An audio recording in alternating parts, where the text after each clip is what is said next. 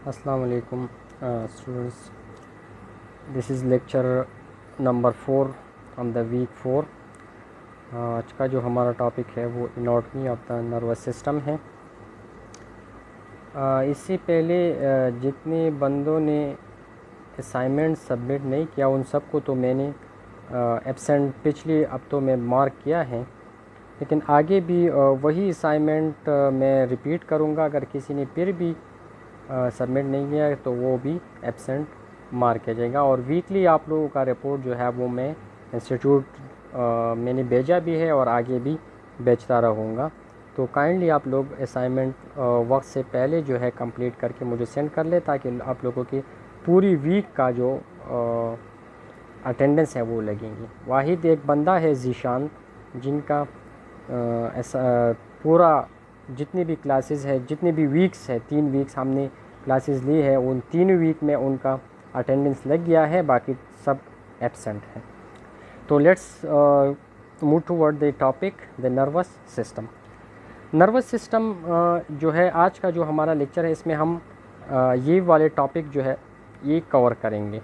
ठीक है, जितनी भी ये टॉपिक्स मैंने यहाँ पर आप लोगों के साथ शेयर किए हैं, तो ये टॉपिक इसमें हम डिस्कस करेंगे। ठीक है, तो let's start from the first one, that is the brain. The nervous system कि नर्वस सिस्टम क्या है। So the nervous system is the part of the body. ये हमारी बॉडी की जितनी भी बाकी सिस्टम है, like cardiovascular system, like respiratory system, renal system, तो इसी तरह एक और सिस्टम है हमारी बॉडी में जिसको हम कहते हैं नर्वस सिस्टम। तो ये भी बॉडी का एक पार्ट है जो कि एनवायरनमेंट में जो काम हो रहे हैं, जो चेंजेस हो रहे हैं, तो उसी को डिटेक्ट करते हैं, उसी को वो देखते हैं। ठीक है, कि उसकी बॉडी के ऊपर क्या असर होते हैं, तो उसके मुताबिक फिर बॉडी डिसीजन लेते हैं।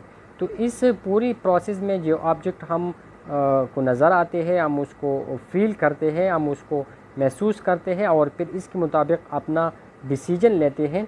तो इसमें जो बॉडी का पार्ट इन्वॉल्व है, इसको हम कहते हैं नर्वस सिस्टम। और ये काम किस तरह करते हैं, along with the endocrine system, जो हमारा हार्मोन सिस्टम है। क्योंकि हम जब डिसीजन लेते हैं तो इसी डिसीजन के मुताबिक हमारी बॉडी में हार्मोन रिलीज़ होते हैं। वही हार्मोन फिर हमारी बॉडी में किसी स्पेसिफिक ऑर्गन का फंक्शन परफॉर्म करते हैं। फॉर एग्ज़ाम्पल, हम किसी इस तरह की जानवर को देखते हैं, ख़तरनाक जानवर को देखते हैं। ठीक है, तो ये ख़तरनाक जानवर एनवायरनमेंट में चेंज है, हम जब उसको देखते हैं तो हमारा ब्रेन उसके मुताबिक एक डिसीजन बनाते हैं कि ये भाई ये ख़तरनाक चीज़ है, तो वो हार्मोन को रिलीज़ करते हैं, एड्रेनलिन और नॉर एड्रेनलिन जो कि हार्मोन है उसको रिलीज़ करते हैं। तो इसी वजह से हमारा बॉडी का एक्टिविटी ज़्यादा होते हैं, हमारा स्केलेटल मसल भी ज़्यादा काम करते हैं, हमारा दूसरी मसल भी, तो हम जो है हमारा हार्ट रेट भी इंक्रीज़ हो जाता है, हमारे ऊपर स्वीटिंग भी आना स्टार्ट हो जाते हैं और हम भाग जाते हैं। ठीक है, सो दिस वोल मैकेनिज़्म, ये जो इवेंट हुआ, ये कौन कंट्रोल करता है, हमारा नर्वस सिस्टम। तो इसलिए हम कहते हैं कि it control all the activities of the body and faster than other control system like endocrine. ठीक है, और बहुत तेज़ी से साथ ये आप लोगों को पता भी नहीं चलता और डिसीजन हो चुका होता है। अब नर्वस सिस्टम को हमने ब्रॉडली 2 क्लासेस में डिवाइड किया। एक है सेंट्रल नर्वस सिस्टम जो हमारे सेंटर में मौजूद है, और एक पेरिफेरल नर्वस सिस्टम जो हमारे बॉडी में फैला हुआ है। तो सेंट्रल नर्वस सिस्टम में 2 हिस्से हैं, एक है ब्रेन और एक है स्पाइनल कॉर्ड, जबकि पेरिफेरल नर्वस सिस्टम फिर फर्दर 2 हिस्सों में डिवाइड किया गया है। एक है सोमेटिक नर्वस सिस्टम।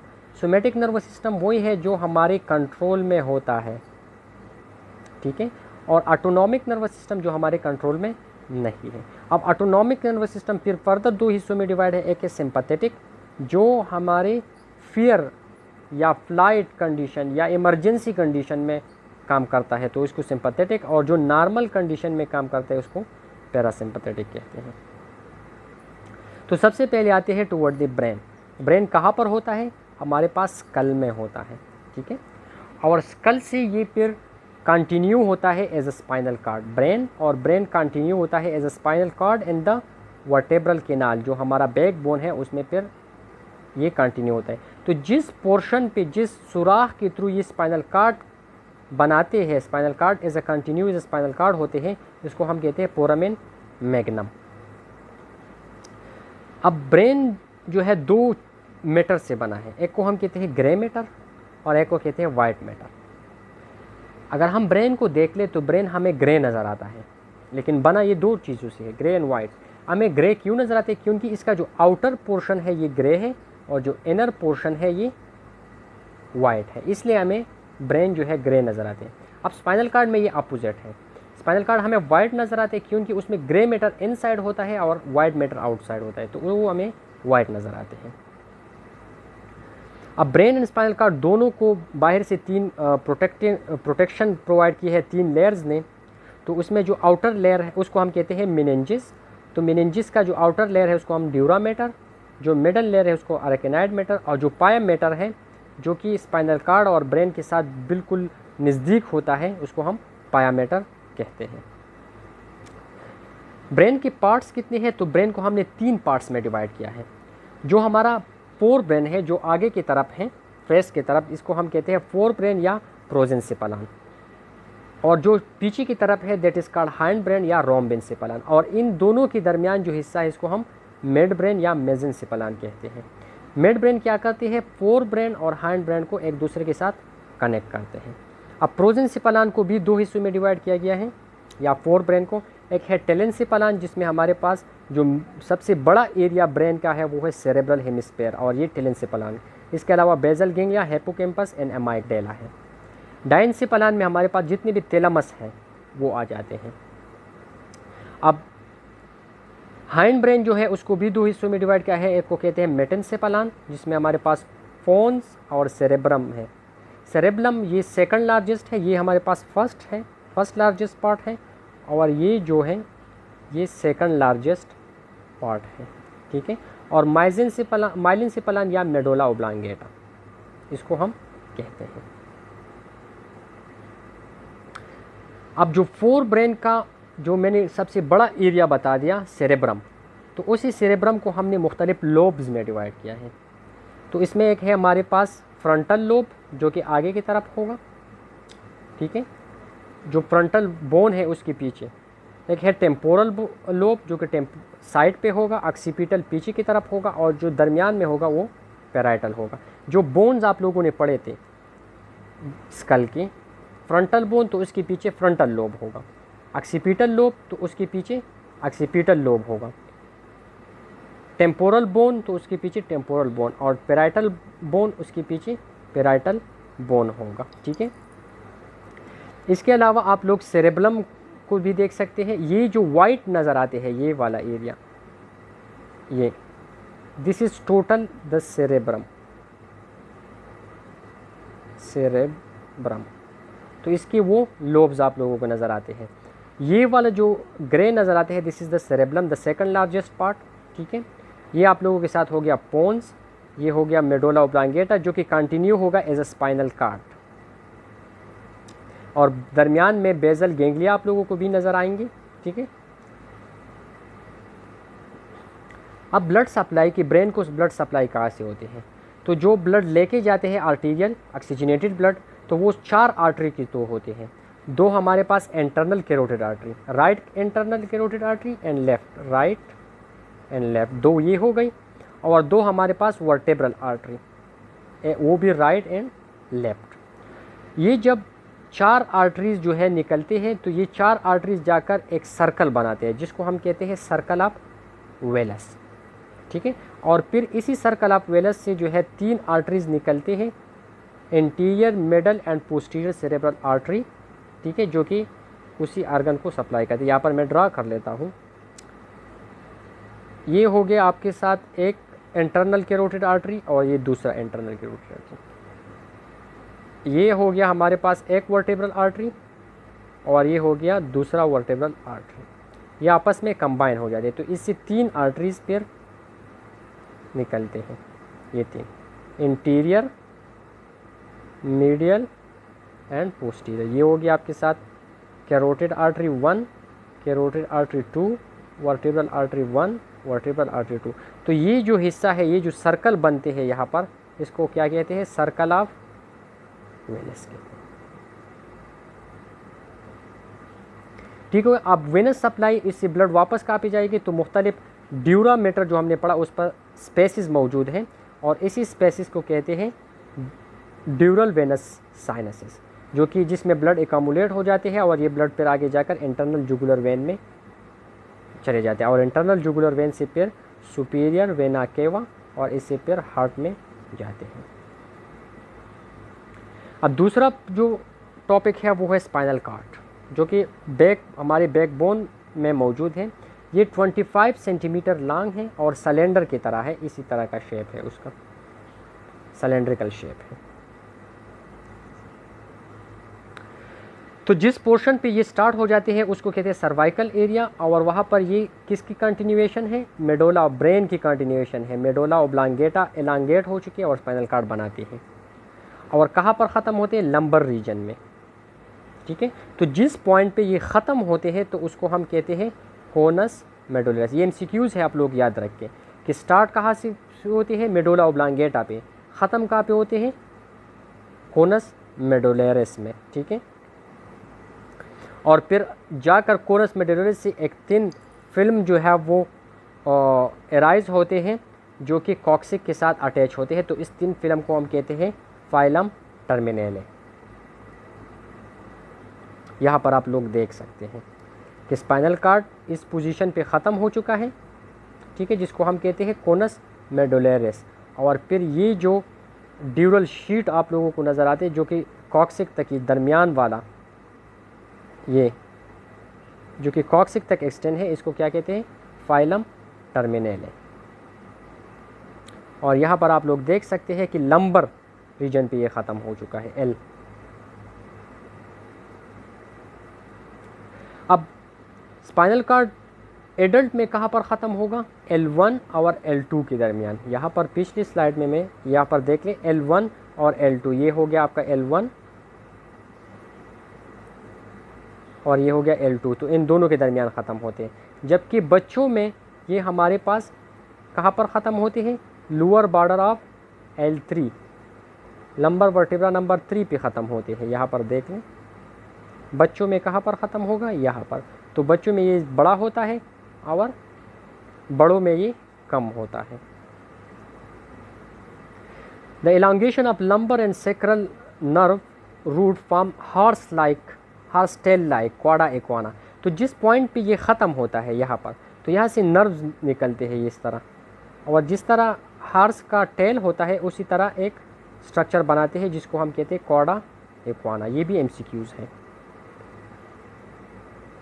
अगर हम इसको कट करें, स्पाइनल कॉर्ड को दरमियान में कट कर लें, ठीक है, यहाँ पर मैं ये स्पाइनल कॉर्ड है और इसको मैंने कट किया, तो ये जो सरफेस है ये वाला, ये हमें किस तरह नज़र आएंगे, ठीक है। तो इसको कहते हैं क्रॉस सेक्शन।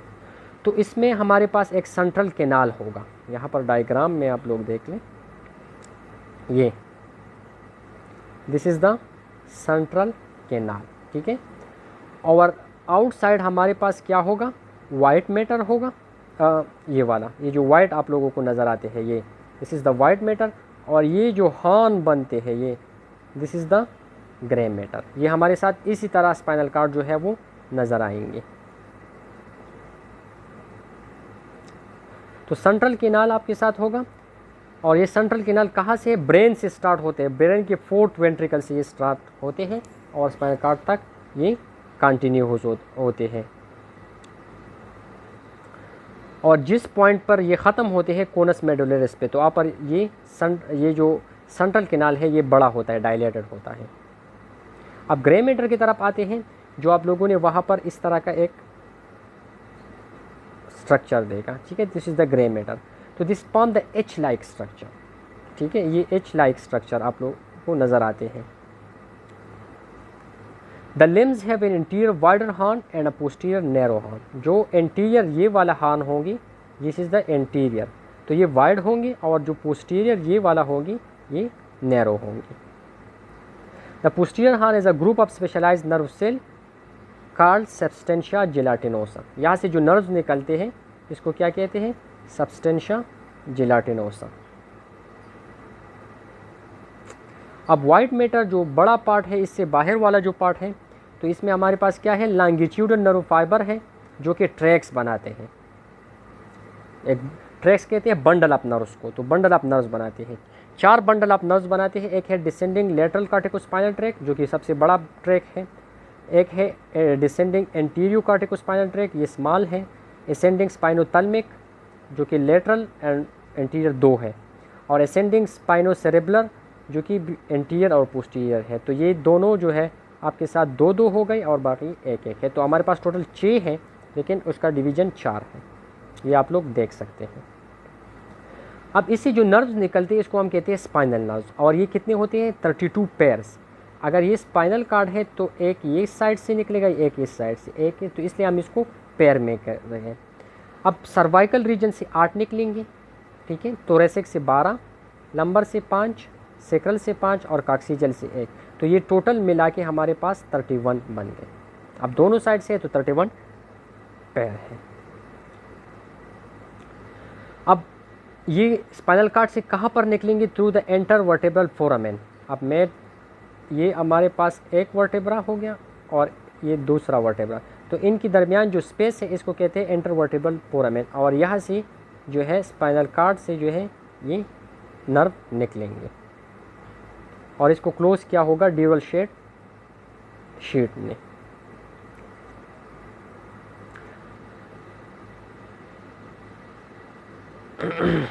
अच्छा, हमारे पास जो ब्रांचेज निकलते हैं, जो बंडल निकलते हैं, उसको हम रेमिस कहते हैं। और ये रेमी 2 किस्म के, एक पोस्टीरियर है, एक एंटीरियर है। तो जो पोस्टीरियर है वो हमारे पास वेंट्रल रेमी वो क्या होंगे? स्मॉल होंगे। और जो वेंट्रल या एंटीरियर है वो लार्ज होंगे। पोस्टीरियर 2 में डिवाइड है, मीडियल एंड लेटरल, ठीक है। और ये कहाँ पर सप्लाई करते हैं? जो हमारे बैक है बॉडी का, उसकी स्किन को और मसल, यानी back side of the body को ये सप्लाई करते हैं नर्व। और जो एंटीरियर है वो हमारे आर्म और लेग्स को सप्लाई करते हैं। और ये आर्म और लेग्स को जो सप्लाई करते हैं ये प्लेक्सिस बनाते हैं। प्लेक्सिस किसे कहते हैं? एकम्युलेशन। फॉर एग्जांपल ये नर्व्स निकलेंगे, ठीक है, तो ये आपस में इस तरह का प्लेक्सिस बनाकर फिर सप्लाई करेंगे, ठीक है, दिस इज प्लेक्सिस। तो सर्वाइकल रीजन में ब्रेकियल और लंबोसेक्रल, ये 3 किस्म की प्लेक्सिस ये बनाएंगे। अब क्रेनियल नर्व्स क्या चीज़ है? जो जिस तरह नाम से जाहिर है कि ये हमारे पास क्रेनियम से निकलेंगे, ठीक है। जो ब्रेन से नर्व्स निकलते हैं उसको हम कहते हैं क्रेनियल नर्व। और ये कितने हैं? 12 है, 12 पेयर्स हैं, ठीक है। अगर ये ब्रेन है, ठीक है, तो एक साइड से और दूसरा दूसरी साइड से निकलेंगे, तो 12 इसी तरह पेयर निकलेंगे। और कहाँ पर सप्लाई करेंगे? हेड रीजन को, नेक को, थोरेसिक रीजन और एब्डोमिनल। जो क्रेनियल नर्व नंबर 10 है, ये वाला वेगस नर्व, ये सबसे बड़ा भी है और मल्टीफंक्शनल, क्योंकि ये इस रीजन को भी सप्लाई करते हैं। अब ये जो नर्व्स है ये हमारे पास सेंसरी भी हो सकते हैं, मोटर भी, और दोनों मैक्स भी हो सकते हैं, ठीक है। और पेरिफेरल नर्वस सिस्टम का हिस्सा है। पेरिफेरल नर्वस सिस्टम जो है वो हमारे पास 2 चीज़ों से बना है, एक स्पाइनल नर्व्स और दूसरा क्रेनियल नर्व्स, ठीक है। तो ये हमारे पास cranial nerves, olfactory, optic, oculomotor, trochlear, trigeminal, abducent, facial, vestibulocochlear, glossopharyngeal, vagus, accessory and hypoglossal. इसके सामने लिखा भी है कि कौन सा सेंसरी है, कौन सा मोटर है, ठीक है, हर एक के सामने। और इसको याद करने का ये आसान तरीका है, इसके नाम और इसकी कौन सा सेंसरी एंड मोटर है। एस से जो स्टार्ट होगा वो सेंसरी होगा, एम से जो स्टार्ट होगा वो मोटर होगा, और बी से जो स्टार्ट होगा वो मैक्स्ड होगा। अब ये कहाँ से एराइज होते हैं? ब्रेन में, ठीक है। तो क्रेनियल नर्व नंबर 1 और 2, अल्फैक्टरी एंड ओकुलोमोटर, अल्फैक्टरी एंड ऑप्टिक, ये दोनों 4 ब्रेन से निकलेंगे। ओकुलोमोटर और ट्राइजेमिनल जो ट्रॉक्लियर और ट्राइजेमिनल जो है, ओकुलोमोटर और ट्राइजेमिनल ये मिड ब्रेन से निकलेंगे। ये 5, 6, 7 और 8 जो है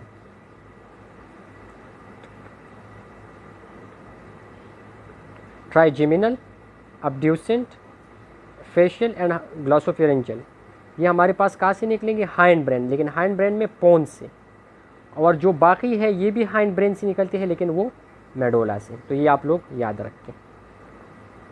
इसका फंक्शन क्या है? तो ये इसका फंक्शन है कि अल्फैक्टरी क्या करते हैं? स्मेल में हेल्प करते हैं, नर्व ये नोज़ को सप्लाई करते हैं, तो वहाँ पर स्मेलिंग होती है।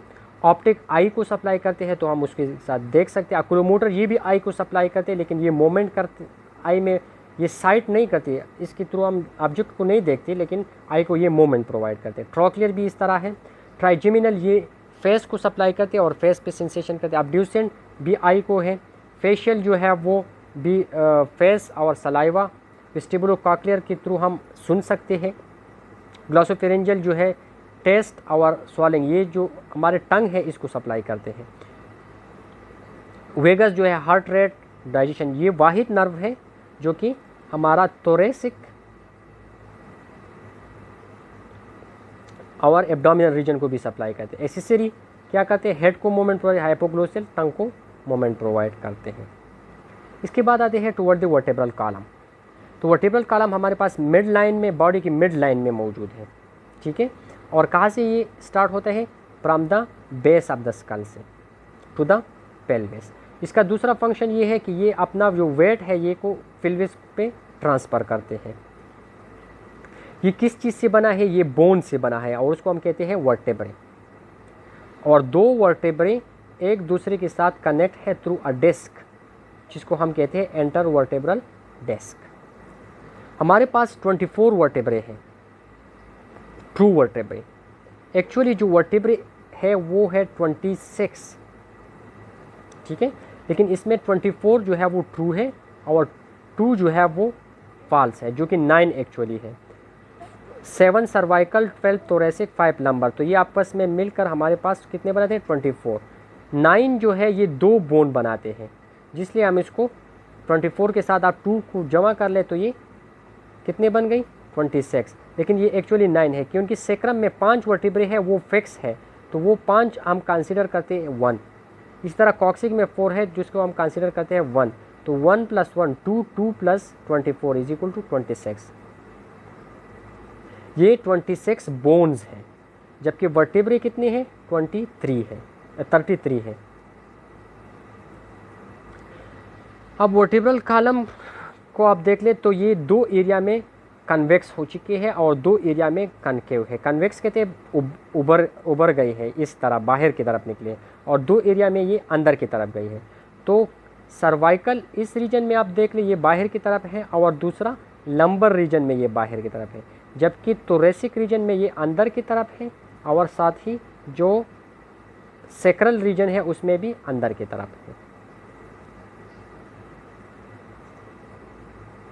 अब सर्वाइकल वर्टिब्रे जो है ये थोड़ा डिफरेंट है फ्रॉम द ऑल, क्योंकि इसको हमने 2 हिस्सों में डिवाइड किया। एक को हम टिपिकल वर्टिब्रा कहते हैं और दूसरे को हम एटिपिकल। टिपिकल वर्टिब्रा उसको कहेंगे जिसका इंटीरियरली बॉडी होगा और पोस्टीरियरली न्यूरल आर्क होगा। यहाँ पर मैं आप ये होगा हमारे पास न्यूरल आर्क, ठीक है, और ये उसका हो गया बॉडी, ठीक है। तो सेंट्रल इसका न्यूरल आर्क होगा और पोस्टीरियर बॉडी, और जिसमें ये नहीं होगा उसको हम एटिपिकल कहेंगे। तो टिपिकल वर्टिब्रे हमारे पास सर्वाइकल में C3, 4, 5 एंड 6 है, जबकि एटिपिकल हमारे पास बाकी है। C1 ये एटिपिकल है, इसको हम एटलस कहते हैं, ये भी MCQs है। C2 को हम एक्सिस कहते हैं जो कि रोटेट होते हैं, और C7 this is prominent vertebra. अगर आप अपनी बैक पर हाथ फिर लें तो यहाँ पर जो आपको बहुत ज़्यादा बाहर की तरफ निकलते हुए देखेंगे तो इसको हम, ये C7 है वर्टिब्रा प्रोमिनेंस, और ये सबसे लार्जेस्ट वर्टिब्रा है। अब वर्टिब्रल कॉलम में कौन कौन से लिगामेंट हैं, तो 6 डिफरेंट लिगामेंट हैं। एंटीरियर लॉन्गिट्यूडनल लिगामेंट जो कि C2 से कंटिन्यूस है to the sacrum. Posterior longitudinal ligamentum flavum, interspinous, supraspinous and ligamentum nuchae. ये 6 डिफरेंट लिगामेंट्स हमारे साथ मौजूद है वर्टिब्रल कॉलम में। अब ये क्यों हम पढ़ते हैं वर्टिब्रल कॉलम, एनेस्थीसिया में इसकी इंपॉर्टेंट क्या है, तो हम एक ब्लॉक लगाते हैं न्यूरोक्सियल ब्लॉक। न्यूरोक्सियल ब्लॉक हमारे पास स्पाइनल एनेस्थीसिया या एपिड्यूरल एनेस्थीसिया होता है, जिसके थ्रू हम लोअर बॉडी यानी जो एब्डोमेन से नीचे बॉडी है उसको एनेस्थेटाइज करते हैं, ठीक है। तो इसमें हम एक नीडल इंसर्ट करते हैं वर्टिब्रल कॉलम में, ठीक है। तो ये जब नीडल हम इंसर्ट करते हैं तो ये मुख्तलिफ स्ट्रक्चर से पास आउट होते हैं। तो वो स्ट्रक्चर कौन कौन से, तो सबसे पहले हम पास आउट होंगे फ्रॉम द स्किन, फिर सबक्यूटेनियस टिश्यू, फिर फैट्स आएंगे, इसके बाद लिगामेंट्स आएंगे, ठीक है। लिगामेंट्स कौन कौन से होंगे, सुप्रास्पाइनस इंटरस्पाइनस एंड लिगामेंटम फ्लेवर, और ये ब्लॉक हम L3 और L4 के दरमियान लगाते हैं, इसके दरमियान हम ये नीडल, फिर एपिड्यूरल स्पेस, फिर ड्यूरामेटर, फिर सबड्यूरल स्पेस, सबरेकनाइड मेटर और सबरेकनाइड स्पेस। जहाँ पर CSF आना स्टार्ट हो जाते हैं तो ये सबरेकनाइड स्पेस है और इससे फिर आप लोग आगे नहीं जाएंगे, तो इस पर नीडल को छोड़ेंगे और ड्रग्स को इंसर्ट करेंगे। अब लास्ट पोर्शन की तरफ आते हैं, ऑटोनॉमिक नर्वस सिस्टम। तो ऑटोनॉमिक नर्वस सिस्टम वो नर्वस सिस्टम है जो कि हमारा visual function perform, visual function का मतलब क्या है कि जो हमारे कंट्रोल में नहीं होते। मैंने क्रॉस का निशान इसलिए लगाया क्योंकि हमारे कंट्रोल में नहीं होते।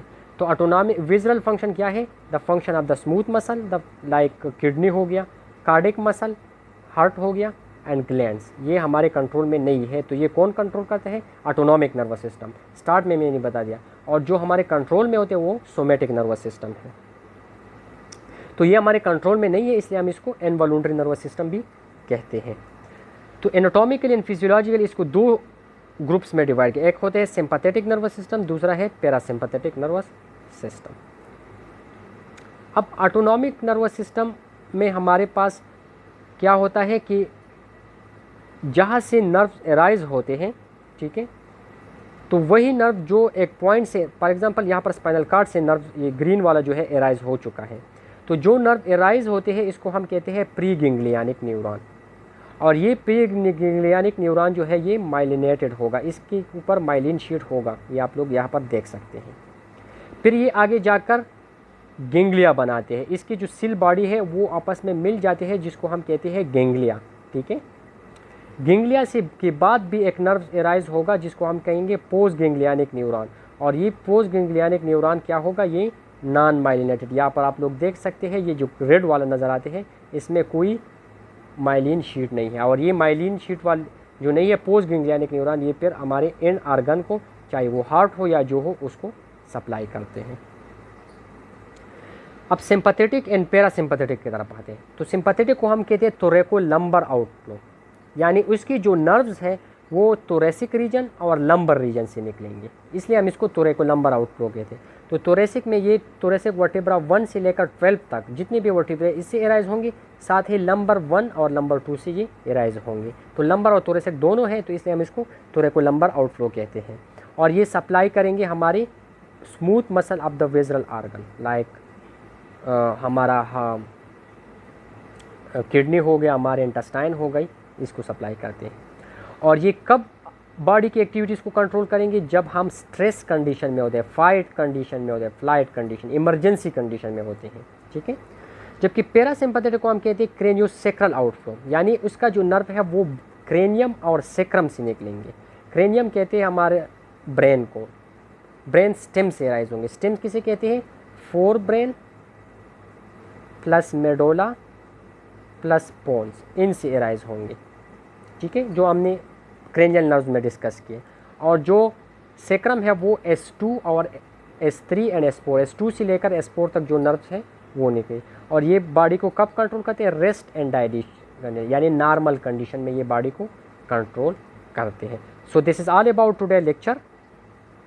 ये नर्वस सिस्टम, इसके साथ ही आप लोगों का जो एनाटॉमी वाला पोर्शन है वो ख़त्म हो गया। आप लोग इसको देख लें, सुने, फिर भी अगर कोई क्वेश्चन हो तो मुझसे पूछ ले और असाइनमेंट ज़रूर करें ताकि आप लोगों के अटेंडेंस लगेंगी, ठीक है। Thank you very much.